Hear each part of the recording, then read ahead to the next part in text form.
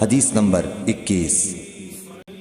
حضور اکرم صلی اللہ علیہ وآلہ وسلم نے ارشاد فرمایا، جس شخص میں یہ 3 باتیں ہوں گی وہ ایمان کا مزہ پالے گا۔ ایک یہ کہ وہ شخص جسے اللہ اور اس کا رسول ان کے ماں سوا سے زیادہ عزیز ہوں، اور دوسرے یہ کہ جو کسی بندے سے محض اللہ ہی کے لیے محبت کرے، اور تیسری بات یہ کہ جسے اللہ نے کفر سے نجات دی ہو، پھر دوبارہ کفر اختیار کرنے کو وہ ایسا برا سمجھے جیسا آگ میں گر جانے کو برا جانتا ہے۔ صحیح بخاری حدیث نمبر 22۔ حضرت محمد مصطفیٰ صلی اللہ علیہ وآلہ وسلم نے فرمایا، جب جنتی جنت میں اور دوزخی دوزخ میں داخل ہو جائیں گے، اللہ پاک فرمائے گا، جس کے دل میں رائی کے دانے کے برابر بھی ایمان ہو اس کو بھی دوزخ سے نکال لو۔ تب ایسے لوگ دوزخ سے نکال لیے جائیں گے اور وہ جل کر کوئلے کی طرح سیاہ ہو چکے ہوں گے، پھر زندگی کی نہر میں یا بارش کے پانی میں ڈالے جائیں گے۔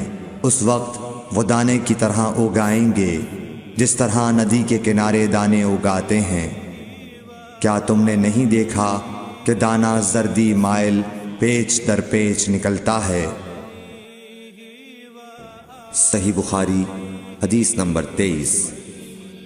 حضور اکرم صلی اللہ علیہ وآلہ وسلم نے فرمایا، میں ایک وقت سو رہا تھا، میں نے خواب میں دیکھا کہ لوگ میرے سامنے پیش کیے جا رہے ہیں اور وہ کرتے پہنے ہوئے ہیں، کسی کا کرتا سینے تک ہے اور کسی کا اس سے نیچا ہے۔ پھر میرے سامنے عمر بن خطاب لائے گئے، ان کے بدن پر جو کرتا تھا اسے وہ گھسیٹ رہے تھے، یعنی ان کا کرتا زمین تک نیچا تھا۔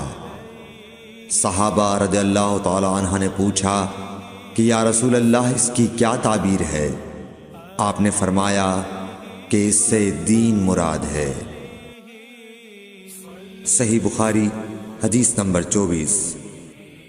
ایک مرتبہ رسول کریم صلی اللہ علیہ وسلم ایک انصاری شخص کے پاس سے گزرے، اس حال میں کہ وہ اپنے ایک بھائی سے کہہ رہے تھے کہ تم اتنی شرم کیوں کرتے ہو؟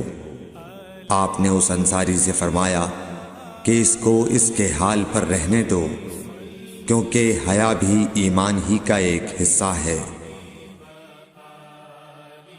صحیح بخاری حدیث نمبر 25۔ رسول اللہ صلی اللہ علیہ وسلم نے فرمایا، مجھے اللہ کی طرف سے حکم دیا گیا ہے کہ لوگوں سے جنگ کروں اس وقت تک کہ وہ اس بات کا اقرار کر لیں کہ اللہ کے سوا کوئی معبود نہیں ہے، اور یہ کہ محمد صلی اللہ علیہ وسلم اللہ کے سچے رسول ہیں، اور نماز ادا کرنے لگیں اور زکوٰۃ دیں۔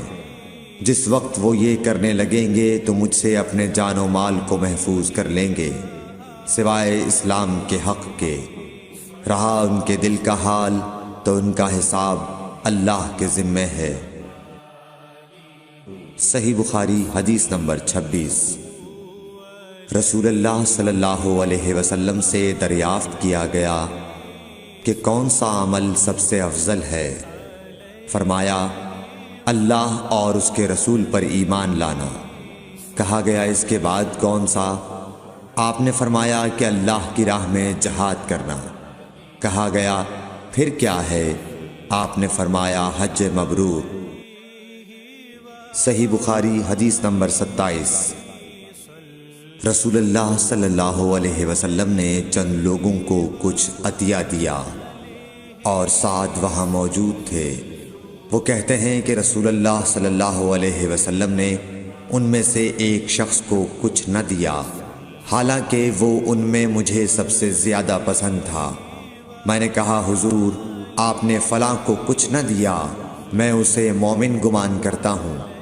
آپ نے فرمایا مومن یا مسلمان؟ میں تھوڑی دیر چپ رہ کر پھر پہلی بات دہرانے لگا۔ حضور صلی اللہ علیہ وسلم نے بھی دوبارہ وہی جواب دیا۔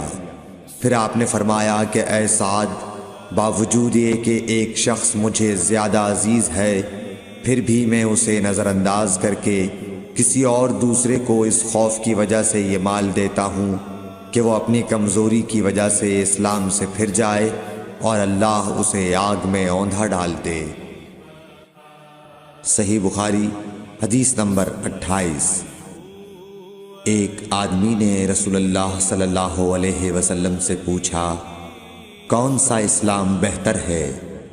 آپ صلی اللہ علیہ وسلم نے فرمایا کہ تو کھانا کھلائے اور ہر شخص کو سلام کرے، خواہ اس کو تو جانتا ہو یا نہ جانتا ہو۔ صحیح بخاری حدیث نمبر 29۔ حضرت صلی اللہ علیہ وسلم نے فرمایا، مجھے دوزخ دکھلائی گئی تو اس میں زیادہ تر عورتیں تھیں جو کفر کرتی ہیں۔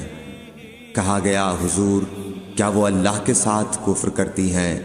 آپ صلی اللہ علیہ وسلم نے فرمایا کہ خاوند کی ناشکری کرتی ہیں اور احسان کی ناشکری کرتی ہیں۔